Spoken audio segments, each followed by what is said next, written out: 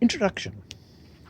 Tarrant Leblanc is the best European novel of the 15th century, says Damasco Alonso in his excellent study. Miguel de Cervantes, writing from the 17th century, affirms, as far as style is concerned, this is the best book in the world. If this is so, why has the novel all but disappeared from view? Some place the blame on the language of the original, Catalan, whose literature is not widely read in the original tongue. Others say it is the fault of the erotic scenes, too shameful for the polite society of earlier times. To my mind, a heavily contributing factor is its rhetoric.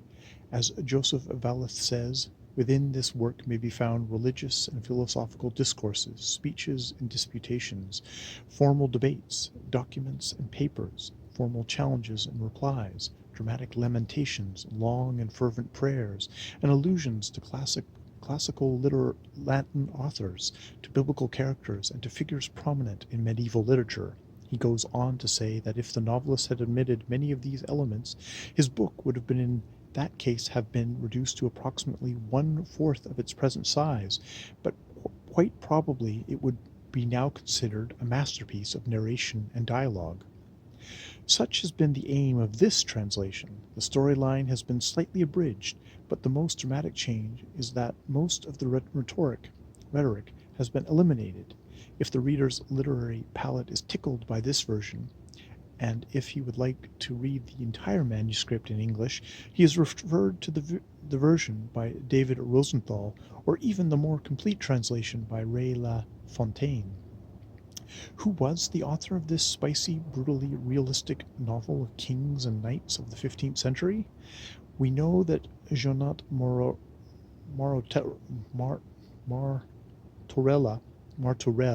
son of the king's chamberlain, Francesca Martorella, was born in Valencia in about 1413. He lived in England during the years of 1438 and 39, and also traveled to Naples. Death came to him in 1468. During his life he wrote several letters of combat, and he began to write his novel Tarrant Leblanc in about 1460. Whether or not he actually finished the book is still a matter of debate,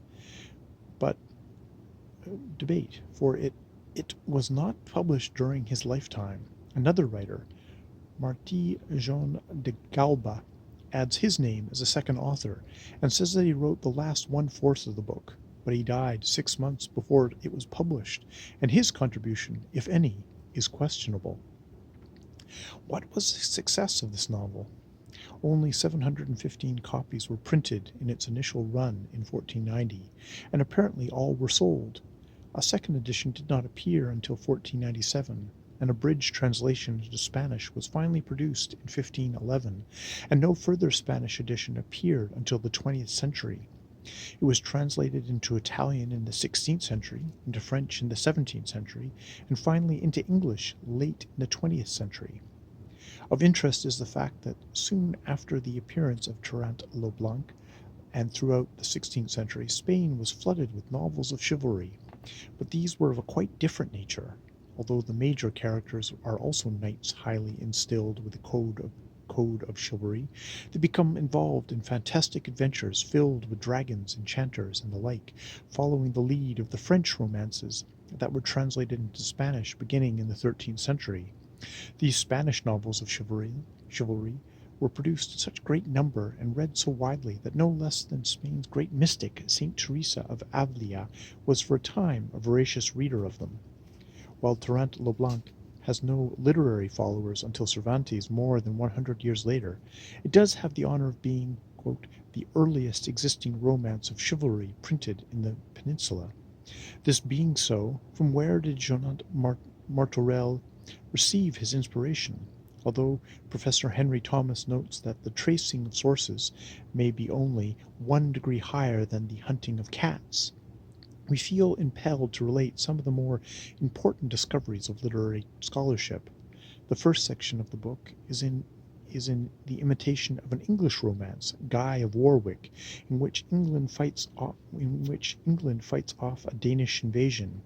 When Tarrant le Blanc appears for the first time, asleep on his horse, and stumbles upon the hermit, who explains at great length the order of chivalry, the entire section, which this present translation omits, is taken from Ramon Lull's Libro del Ordo Caliere.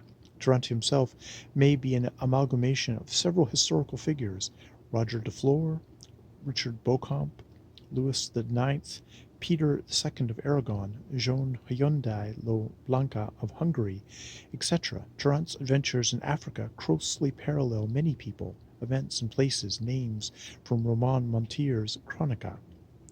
More important than any of these sources, however, is this question: what did Martorell do with the material that came to him from books, from life, and from his imagination?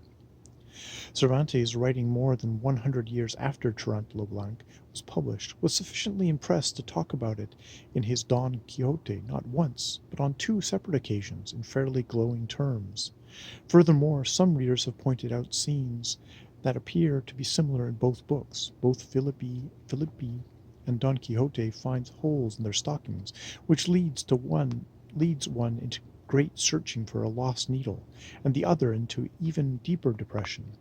There is a cat howling episode in both books, etc. There is one other way that Tarrant le Blanc points the way towards the Quixote.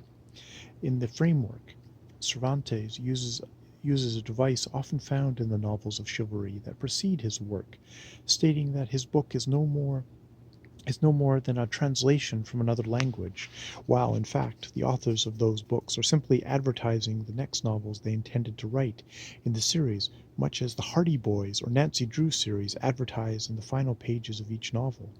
But in the Quixote, the device has a far deeper purpose. Cervantes informs us that Don Quixote is a flesh and blood figure whose real-life adventures appear in several Arabic histories, and one in particular by a certain Cid Hamet Bengali. With the aid of a translator, Cervantes says he is now bringing the story of Don Quixote's life back into the Spanish tongue. What we have here, of course, is a ploy to make the character seem more real, and Cervantes makes this assertion with a broad wink, for while we are suspending our disbelief, we also know that it is nothing more than his artistry.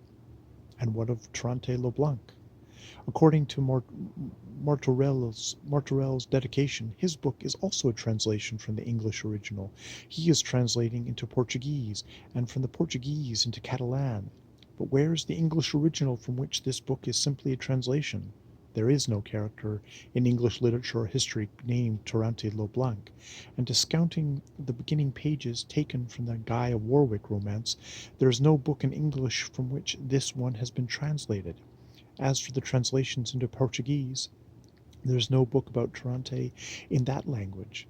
So why does Martorell tell us all this? Although we have noted other novels of chivalry speak of themselves as translations, all were printed after the publication of Tarrant le Blanc. In this novel, then, which Cervantes so admired, also presents us with a true history which has been translated in a way similar to the Quixote. Within Tarrant le Blanc we also find allusions to historians who have originally set these words down. For example, here the book returns to the emperor. Hippolytus performed singular acts of chivalry, which this book does not relate, but defers to the books that were written about him. Is there any difference between this and the statements of Cervantes about his character? Here Cid Hamet Bengal leaves him for an instant and returns to Don Quixote. The history goes on to tell us when Sancho saw, but we are given no broad wink from Martorell. It is all true, he tells us. There is nothing more to be said. That Martorell died before the work was published, and that Martin Jean de Galba may have made some additions to it before it was finally published, does not clarify the matter, for de Galba also affirms that the book is no more than a translation from the English to the Portuguese, and from that language into the Valencian tongue, and that he is merely finishing what Martorell was unable to complete. There are no broad winks. but the characters belie the history. They come to life as no straightforward factual history can bring its subject to life. As Damasco Alonso so accurately puts it, this 15th century work is precisely that whip that could excite Cervantes' imagination. Cervantes was not yet the modern novel, but in it were many elements, and furthermore, essential elements of what would become the modern novel. Having read this novel, who could forget the characters that Martorell has brought to life? Who could not feel the grief at the death of Tarrant and the princess, no less united in soul than Callisto and Melba in Spain, making their appearances in a few short years later in Fernando de Roja's masterpiece La Celestina, than Romeo and Juliet in England, and no less tragic, and in remembering Tarrant,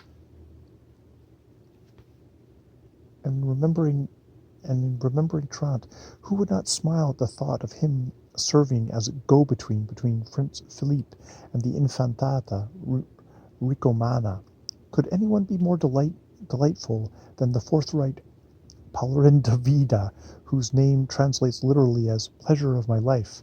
Surely one of the best delineated characters in any literature, or anyone more villainous than the odious Widow Repose, a figure stamped indelibly on our minds, wearing her ridiculous red stockings and hat in the bath. As Cervantes says in Tarante lo Blanca, knights eat and drink, sleep and die in their own beds, and make their wills before they die. And his praise for Tarante is also borne out by the characters in the Quixote, for in many of that book's most memorable episodes, they too eat and drink and regurgitate. They sleep when someone or something does not awaken them to a new adventure. Don Quixote makes out his will to the contentment of some of the beneficiaries, and finally he dies in his bed, and Cervantes warns us that no one should try to revive him. For me alone Don Quixote was born, and I for him.